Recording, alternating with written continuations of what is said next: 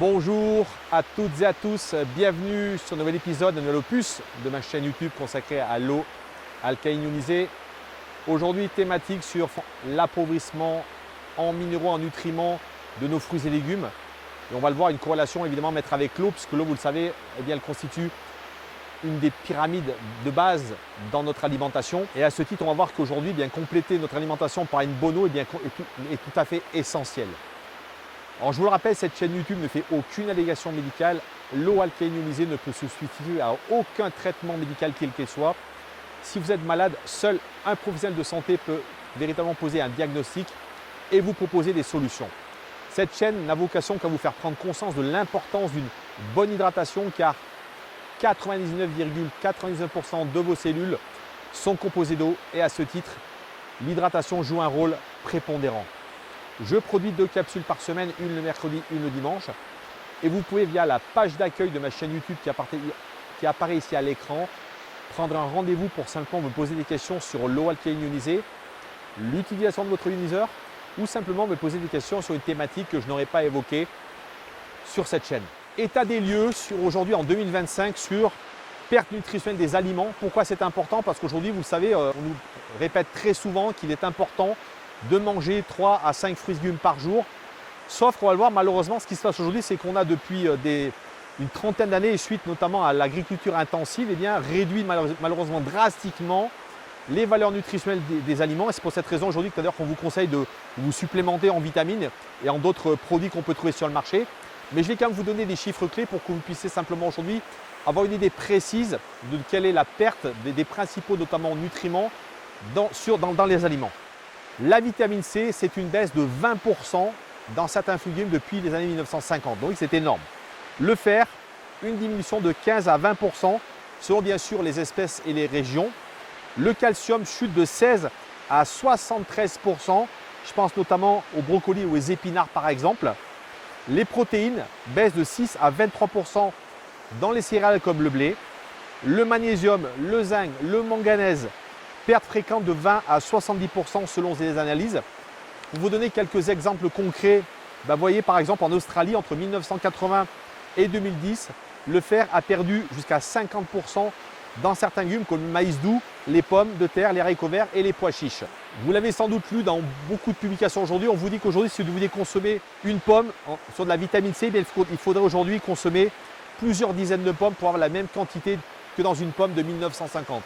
Donc on voit évidemment qu'on est à une époque où malheureusement le monde moderne et l'agriculture intensive et la volonté de toujours pouvoir produire plus, mieux et notamment de manger des fruits à n'importe quelle saison, eh bien, a malheureusement déclenché cette diminution massive des nutriments dans les fruits et légumes.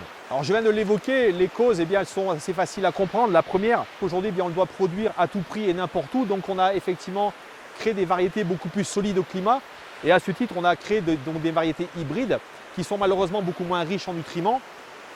On a véritablement fait des croisements d'espèces et on parle d'ailleurs beaucoup aujourd'hui des OGM et de la problématique que ça pose, notamment même en termes d'alimentation. Et à ce titre, lorsque effectivement on crée ce type de plantes, eh bien les plantes elles poussent plus vite. En poussant plus vite, ces plantes n'absorbent pas autant de nutriments dans le sol qu'elles le devraient. L'utilisation également d'engrais, de toutes ces matières qu'on va mettre dans les sols, qu'est-ce qu'elle va faire? Elle va notamment altérer la biodiversité microbienne des sols. C'est pour cette raison qu'aujourd'hui, certains agronomes tirent la sonnette d'alarme sur la pauvreté notamment et la richesse de nos sols en termes de nutriments. On peut également pointer du doigt la chaîne de transport. Vous savez, lorsque en plein hiver on peut acheter ces fruits exotiques venant de pays lointains, eh bien, il faut toujours se souvenir que ces produits malheureusement ils ont voyagé par bateau ou par avion et qu'à ce titre on y a mis des conservateurs et que bien évidemment à la fois leur qualité mais leur valeur nutritionnelle n'est absolument plus au rendez-vous lorsque vous êtes en train de consommer une mangue ou un ananas qui vient de ces pays tropicaux.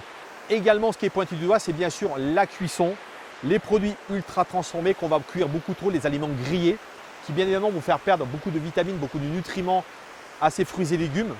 Donc vous voyez qu'aujourd'hui, finalement, tout ce combo fait qu'il est évident que la valeur de nos nutriments dans nos fruits et légumes n'a pu que baisser. Et c'est pour cette raison que, heureusement, on le voit un peu partout. Vous voyez, j'ai eu l'occasion de faire des marchés dans cette région.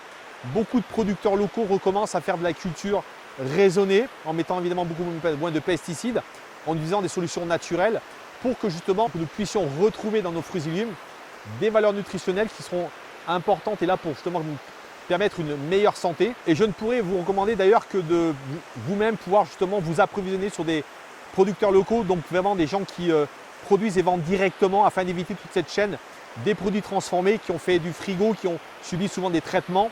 Hein, je pense notamment à tout le traitement qu'on fait sur les pommes.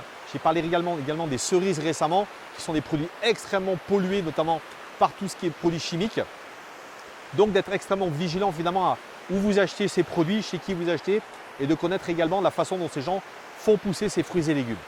Alors le lien avec l'eau, vous l'avez compris, il est assez évident. Aujourd'hui, au regard de toute cette perte nutritionnelle, et bien avoir une bonne hydratation peut quand même aider à récupérer une partie du nutriment, puisque je vous rappelle que dans l'eau, on va trouver des minéraux, et qu'à ce titre, même si l'eau évidemment ne peut absolument pas suffire aux apports nutritionnels dans notre corps liés à l'alimentation, et bien l'eau va quand même y contribuer une grande part.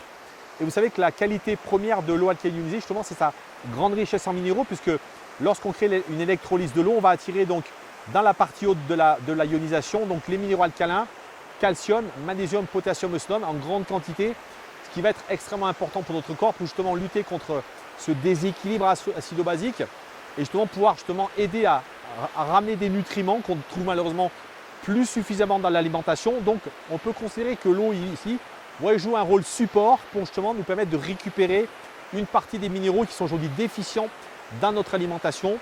Et à ce titre, l'eau alcalinisée représente une solution intéressante de support. On pourrait également rajouter que le caractère antioxydant de cette eau va pouvoir justement combler malheureusement également la perte des valeurs antioxydantes des fruits et légumes, puisque vous savez que lorsqu'ils sont de moins bonne qualité, bien évidemment, la perte de ces nutriments va les rendre beaucoup moins antioxydants que ce qu'ils le devraient. Je pense par exemple aux myrtilles, à tous ces fruits et légumes qui sont extrêmement intéressants sur le plan des antioxydants. Eh bien, l'eau alcaline, par sa richesse en hydrogène, va pouvoir également être encore une fois un support, une aide à justement récupérer une partie de ces antioxydants. Voilà, donc je vous l'aurais compris aujourd'hui, alimentation de qualité et eau de qualité vont effectivement de pair et sont véritablement un bon sens pour chacun d'entre nous. Et acquérir un ioniseur, c'est aussi acquérir une solution médicale japonaise reconnue par les pouvoirs japonais depuis 1965, fabriquée par un manufacturier japonais donc qui a une licence médicale, donc qui va vous permettre d'avoir à votre domicile un appareil de très haute qualité vous permettant de bénéficier d'une eau sûre, saine pour 20 à 25 ans. Et pour ceux qui souhaiteraient acquérir cette solution, eh bien sachez que pour environ 80, 100, 120 euros par mois, sur environ 60 mois, eh bien vous allez pouvoir véritablement acquérir une solution pour moins de plastique, moins de chimie, puisque ça va être beaucoup moins de produits chimiques pour le nettoyage de votre maison, mais également moins de produits chimiques pour votre peau, mais également des produits alternatifs, des eaux très alcalines pour justement débarrasser vos fruits et légumes des pesticides et des herbicides. Et ça, c'est véritablement aussi le cadeau que vous allez pouvoir avoir si vous consommez notamment beaucoup de fruits et légumes. Donc à ce titre, vous voyez, c'est véritablement un outil extrêmement écologique, extrêmement vertueux. Alors je vous le rappelle, l'eau alcalinisée, c'est 3 propriétés. La première, c'est une eau alcaline qui, comme un buvard, va tamponner l'excès d'acidité de votre corps et renforcer le niveau d'eau tampon alcalin. La deuxième, c'est une eau antioxydante, anti-rouille, anti-âge qui finalement, comme le vernis sur la peinture d'une voiture, va empêcher la corrosion, la perforation cellulaire et au même titre, empêcher les dégâts causés par les radioactifs dans vos cellules, mais également sur l'apparence de votre peau. La troisième, c'est une eau microstructurée, hexagonale qui, par son poids moléculaire, va permettre une meilleure hydratation, une meilleure chélation, un meilleur nettoyage de vos cellules, tellement importante à l'heure d'aujourd'hui. Je vous dis à très bientôt. Prenez soin de vous.